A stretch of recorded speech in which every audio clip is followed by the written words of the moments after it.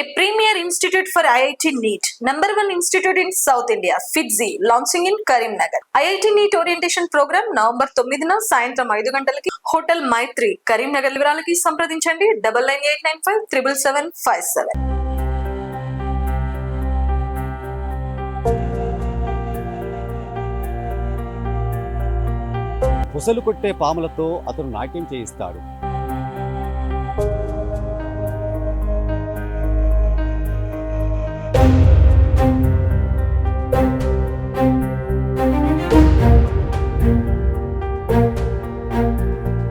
విషపూరితమైన పాములతో అతను విన్యాసాలు చేయిస్తాడు.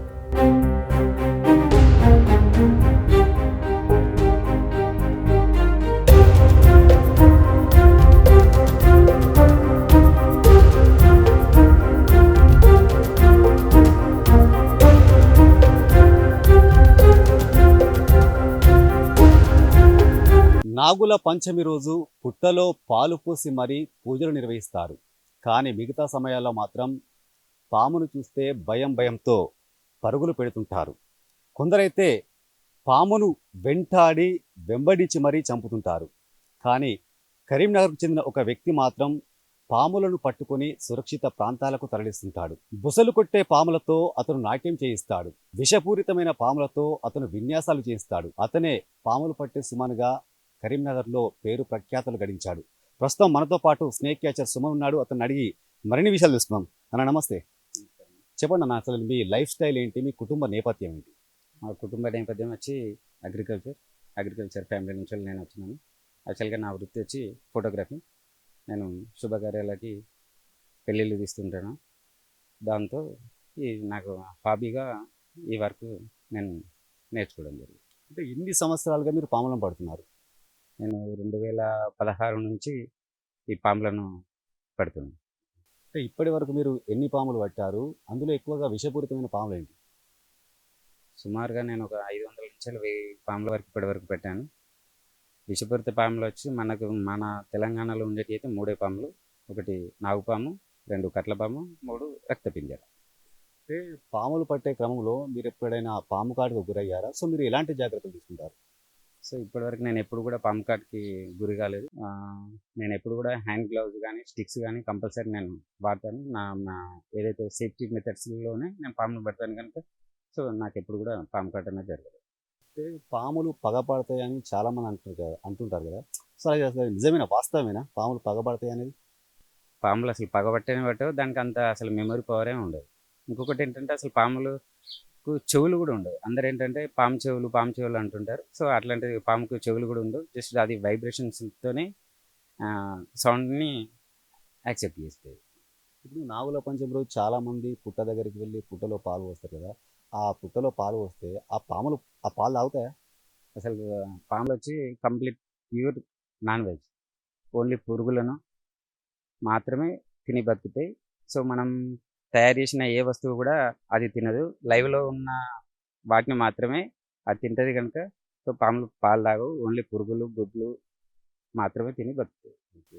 ఇప్పుడు చాలామంది మిమ్మల్ని పాములు పట్టడానికి పిలుస్తుంటారు కదా, సో వాళ్ళకి సర్వీస్ మీరు ఫ్రీ ఆఫ్ కాస్ట్ చేస్తారు, ఏమైనా మీరు అమౌంట్ తీసుకుంటారు? కంపల్సరీ మినిమం ఛార్జ్ తీసుకుంటున్నాను. ఎందుకు అని అంటే మాకు వెళ్ళడానికి ఛార్జ్ కావాలి. మేము మాకు కార్లో వెళ్ళాలి. తర్వాత ఇంకొకటి నుంచి నియర్ నుంచి వెళ్ళి మళ్ళీ ఒక 8 కిలోమీటర్లు మేము అవుట్స్కట్కి వెళ్ళి వదిలేయాలి అనుకున్నప్పుడు మా కార్లో పెట్రోల్ కానీ మా కనీస అవసరాలు కానీ అవి మాకు అవసరాలు. మేము మినిమం ఛార్జ్ తీసుకుంటాం. మీకు ఫస్ట్ ఆఫ్ ఆల్ పాములు పట్టే ఆలోచన ఎలా వచ్చింది?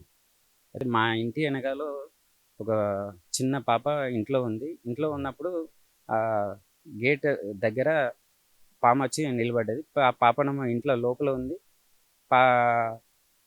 అప్పుడు ఏం చేయాలనే కాన్సెప్ట్లో నేను వెళ్ళి మీదికెళ్ళి ఎగిరి దుంకి ఆ పాపను అప్పుడు సేవ్ చేయడం జరిగింది. అప్పుడు నాకు ఆలోచన వచ్చింది, మనం కూడా అంటే ఈ వర్క్ నేర్చుకుంటే కొంతమంది లైఫ్లను కాపాడచ్చు కదా అన్న కాన్సెప్ట్ కొద్దీ నేను ఇది వర్క్ నేర్చుకోవడం జరిగింది. ఓన్లీ కరీంనగర్ లోకల్నే వాడతారా, ఇంకా వేరే విలేజ్లలో ఇంకా కాల్ ఇట్లా చేస్తే అక్కడికి కూడా వెళ్ళి పాములు పడతారా? నేను ఇప్పటి వరకు 30 కిలోమీటర్స్ వరకు వెళ్ళి రెస్క్యూ చేయడం జరిగింది. పెద్దపల్లి కానీ, హుజరాబాద్ కానీ, అటు వేములవాడ కానీ, మానకొండ చాలా ప్లేస్లకు వెళ్ళడం జరిగింది. అంటే మీ ఇంటి దగ్గర నేను చూసినప్పుడు జంతు సంరక్షణశాల అని ఒకటి ఒక కారు మీద రాసింది. అంటే వీటితో పాటు ఇంకా మీరు ఏమేమి చేస్తారు?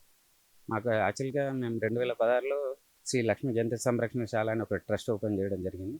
ఆ ట్రస్ట్ ద్వారా కుక్కలకి, గుర్రాలు, ఆవులు, కోతులు అన్నిటికీ ఏదైనా కూడా ఎక్కడైనా యాక్సిడెంట్ అయితే మాకు పోలీస్ వాళ్ళు కానీ, ఫారెస్ట్ వాళ్ళు కానీ, మిగతా పీపుల్ కానీ మాకు కాల్ చేస్తారు. కాల్ చేస్తే దాన్ని వెళ్ళి అక్కడికి వెళ్ళి వాటిని తీసుకొని వచ్చి మా షెల్టర్లో పెట్టుకొని వాటిని బాగు చేసిన తర్వాత మళ్ళీ ఎక్కడైతే ఉన్నాయో అక్కడ కొన్నిట్లను వదిలిపెట్టడం జరుగుతుంది. కొన్నేమో అడాప్షన్ ఇస్తుంటారు.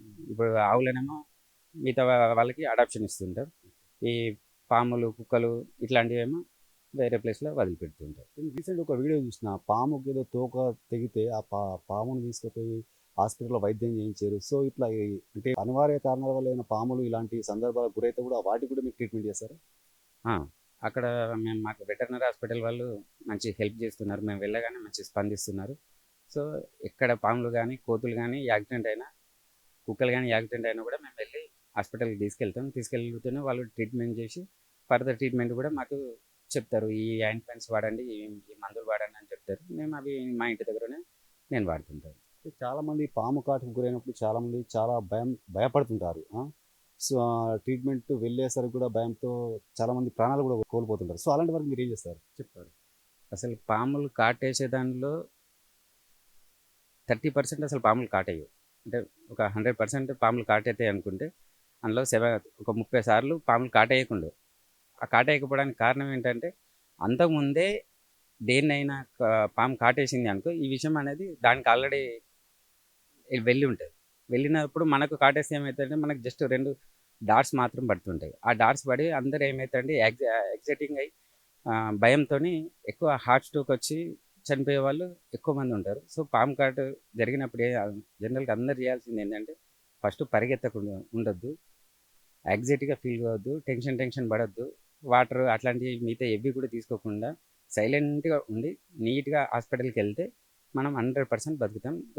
ప్రతి గవర్నమెంట్ హాస్పిటల్లో వ్యాక్సిన్ అనేది ఉంది. ఇంకొకటి కూడా మీరు చెట్ల మందులని, తాయితులని, రాళ్ళు అని ఇవన్నీ ఎవ్వి నమ్మకుండా డైరెక్ట్ హాస్పిటల్కి వెళ్ళండి, మీరు 100% బతుకుతారు. చాలా మంది మీరు ఒక ఇంటికి వెళ్ళి అక్కడ పాములు పట్టిన తర్వాత వాళ్ళు అప్రిషియేట్ చేస్తారు. మీకు ఎలా అనిపిస్తుంది అప్పుడు? చాలా హ్యాపీ అనిపిస్తుంది. ఎందుకనంటే మనం ఎన్నో వర్కులు చేస్తుంటే వాళ్ళు మనకు మనీ మాత్రమే ఇస్తుంటుంది. కానీ మనం ఈ పనిలో చేస్తే వాళ్ళ లైఫ్ అనేది వాళ్ళ ఇంట్లో ఉన్న ఒక వ్యక్తి బతికిండు, లేదంటే వాళ్ళ ఇంట్లో ఉన్న వాళ్ళందరూ అంటే ప్రాణాపాయ నుంచి బయటపడ్డారు అని అన్నప్పుడు వాళ్ళ కళ్ళల్లో కానీ, వాళ్ళ మాటల్లో కానీ కొందరు ఏడ్చుకుంటూ మాకు చెప్పిన సందర్భాలు ఉన్నాయి. కొందరు మమ్మల్ని దేవుడు అన్న సందర్భాలు ఉన్నాయి. రకరకాల ఒక్కొక్క విధమైన ఎక్స్పీరియన్స్ మాతోని వ్యక్తం చేసింది. ఇప్పుడు మీరు పట్టిన పామును మళ్ళీ అవి ఎక్కడ వదిలిపెడతారు? మాకు నియర్ బై 8 కిలోమీటర్ల అవతల బాగులు, వంకలు ఉంటాయి. అక్కడికి వెళ్ళి మాత్రమే వదిలిపెడతాం. ఇళ్ళకి దగ్గర ఎక్కడ కూడా వదిలిపెట్టాం. మళ్ళీ అవి అసలు జనారణ్యం నుంచేలే అవి మిస్ అయ్యి మనకి ఇక్కడికి వస్తుంటాయి తప్పిపోయి. మళ్ళీ అవి ఎక్కడైతే తప్పిపోయినామో మళ్ళీ అదే ప్లేస్లకి రీలొకేట్ చేస్తాం. పాములు అంతరించిపోతున్నాయని చాలా మంది అంటారు. అది వాస్తవమేనా? 100% వాస్తవం. ఒకటి మనకు గుట్టలు అంతరించిపోవడం, అడవులు అంతరించిపోవడం వల్ల ఇదంతా జరుగుతుంది. ఏదైతే మానవులైతే ఆ గుట్టలని, అడవులను సంరక్షించడం అనేది, నాశనం చేయడం అనేది ఎప్పుడైతే మొదలుపెట్టిండ్రో అప్పటి నుంచే పాములు యాక్చువల్గా ఇళ్ళలోకి వస్తున్నాయి. లేదంటే అసలు అవి వాటి ప్లేస్లలోనే ఉంటాయి. దీంతో పాటు కోతులు కూడా మనకి ఇళ్ళలోకి రావడానికి కారణం ఏంటంటే అడవులు తగ్గిపోవడం వల్లనే మన కోతులు కానీ, పాములు కానీ, ఎలుగుబండ్లు కానీ, మిగతా సింహాలు కానీ ఇవన్నీ ఇళ్ళలోకి రావడానికి కారణం అడవులు తగ్గిపోవడం. అడవులు అనేది మనం పెంచితే అవి అక్కడే ఉంటాయి, అక్కడే వాటి లైఫ్ స్టైల్. మనకి ఇళ్ళల్లో వాటికి నచ్చే స్ట్రక్చర్ వాటికి ఉండదు. వాటి స్ట్రక్చర్ అనేది అడవిలోనే పర్ఫెక్ట్గా ఉంటాయి. నేను మీ ఇంటి దగ్గరికి వచ్చినప్పుడు చూసిన ఓన్లీ పాములను బట్టే వీడియోస్ చాలా చూసిన. దాంతోపాటుగా మీ ఇంటి దగ్గర డాగ్స్ ఉన్నాయి, పిల్లులు ఉన్నాయి, దాంతోపాటు పిట్టలు కూడా ఉన్నాయి. అసలు మీకు ఎందుకు ఈ ఇంట్రెస్ట్ రావడం జరిగింది? అంటే బై బర్త్ మా ఇంట్లో చిన్నప్పటి నుంచి ఆ కుక్కలు ఉండేవి, ఆవులు ఉండేవి, బర్రెలు ఉండేవి, బాతులు ఉండేవి, పావురాలు కూడా ఉండేవి. సో చిన్నప్పటి నుంచి మనం పెరిగిన నేపథ్యం ఏంటంటే ఎనిమల్స్ నుంచే వచ్చినాం కనుక సో అదే స్ట్రక్చర్ మా అమ్మకి ఈ ఎనిమల్స్ అంటే చాలా బాగా ఇష్టం. సో దాంతోపాటుగా నాకు కూడా అట్లే ఇంట్రెస్ట్ వచ్చింది. సో ఇటు నా ఫోటో ఫీల్డ్ నడిపించుకుంటూనే ఇది చేస్తున్నాను. ఎన్ని సంవత్సరాల నుంచి చేస్తారు? ఇప్పుడు జంతు సంరక్షణ మీరు స్థాపించారు. ఎన్ని సంవత్సరాలు ఈ పాములను కానీ, డాగ్స్ని కానీ, కోతులను కానీ ఎన్ని సంవత్సరాలుగా మీరు సంరక్షిస్తారు ఇట్లా? ఇది 2016లో మేము స్టార్ట్ చేసినాం. స్టార్ట్ చేసిన తర్వాత కొందరు ఏం చెప్పిందంటే ఇది రిజిస్ట్రేషన్ చేసిన తర్వాత స్టార్ట్ చేస్తే బాగుంటుంది అని అన్నారు. అందుకే 2017లో మేము ఇది రిజిస్ట్రేషన్ చేయించడం జరిగింది. అప్పటి నుంచి వెళ్ళి గోశాల అనేది రన్ చేస్తున్నాం. ఎక్కడైనా ఆవులు కోతకెళ్ళిన వాటిని కూడా మా దగ్గర తీసుకొస్తారు. తీసుకొచ్చిన తర్వాత మేము అవిట్లని మా దగ్గర ఒక 3 నెలలు మా దగ్గర పెట్టుకొని దాని తర్వాత ప్రజలకి ఉచితంగానే వాటిని ఇస్తాం. అంటే మీరు ఈ పాములు పట్టడంలో మీతో పాటు ఎవరికైనా ట్రైనింగ్ ఇప్పించారు, ఇప్పటివరకు ఇచ్చారా? ఇప్పటివరకు ఎవరు నన్ను అలా అడగలేదు, సో ఇవ్వలేదు. ఎవరికైనా కావాలంటే మాత్రం కంపల్సరీ నేను చేస్తాను, ఎందుకంటే ఇవ్వాలని నాకు కూడా ఉత్సాహం ఉంది. సో కొన్ని ప్రభుత్వం నుంచి మీకు కానీ ఇప్పటి వరకు ఇన్ని రకాలుగా మీరు జంతు సంరక్షణ అదేవిధంగా పాములు పట్టి సురక్షిత ప్రాంతాలకు తరలిస్తున్నారు కదా, ప్రభుత్వం నుంచి ఏమైనా మీకు ఆర్థిక సాయం లాంటిది ఏమైనా అందుతుందా? ఇప్పటివరకు నాకు ఎలాంటి సాయం అందలేదు. కనీసం మేము షెడ్ పెట్టుకోవడానికి ల్యాండ్ కావాలని వెళ్ళి అడిగినా కూడా ఇప్పటివరకు మాకు ఎలాంటి ఇవ్వలేదు. ఒకవేళ ప్రభుత్వం మీకు సాయం చేస్తే ఇంకా మీరు ముందు ముందు ఎలాంటి కార్యక్రమాలు చేయబోతారు? ప్రభుత్వం సహాయం చేస్తే కంపల్సరీగా అన్ని సేవలు చేస్తాను. ఒక పాములు ఒకటనే కాదు, ఆవులు, కుక్కలు, పాములు, కోతుల నుంచి మొదలు పెడితే నాకు ఎన్ని జంతువులు ఉన్నాయో అన్ని జంతువులను నేను కాపాడి చేస్తానని ఖచ్చితంగా ఈ మీడియా ముఖంగా నేను హామీ ఇస్తున్నాను. సో చూశారు కదా, ఇది స్నేక్ క్యాచర్ సుమన్ చెప్పే పరిస్థితి. ఎందుకంటే జంతువులను సంరక్షించాలి, ఈ పర్యావరణంలో జంతువులు అంతరించిపోతున్నాయి, అదేవిధంగా పాములు కూడా అంతరించిపోతున్నాయి. పాములను సంరక్షించాలనే ఉద్దేశంతోనే ఇటు స్నేకులను పట్టి వాటిని సురక్షిత ప్రాంతాలకు తరలిస్తున్నాను. దాంతోపాటుగా ఈ పాములు ఒక్కటే కాదు, వాటితో పాటుగా కోతులు, డాగ్స్, పిట్టలను కూడా నేను పెంచుతున్నాను. అంటే ఎవరికైనా ఇంట్రెస్ట్ ఉంటే మాత్రం నేను స్నేక్ క్యాచింగ్లో వాళ్ళకు ట్రైనింగ్ కూడా ఇస్తాను. నాకు అదేవిధంగా ప్రభుత్వం నుంచి ఏదైనా సహాయ సహకారాలు అందితే మాత్రం ఖచ్చితంగా ప్రతి ఒక్క జంతువును కూడా నేను కాపాడుతానని కూడా తెలపడం జరుగుతుంది. కెమెరా పర్సన్ సాయితో శ్రీనివాస్, బొమ్మకల్ నుండి.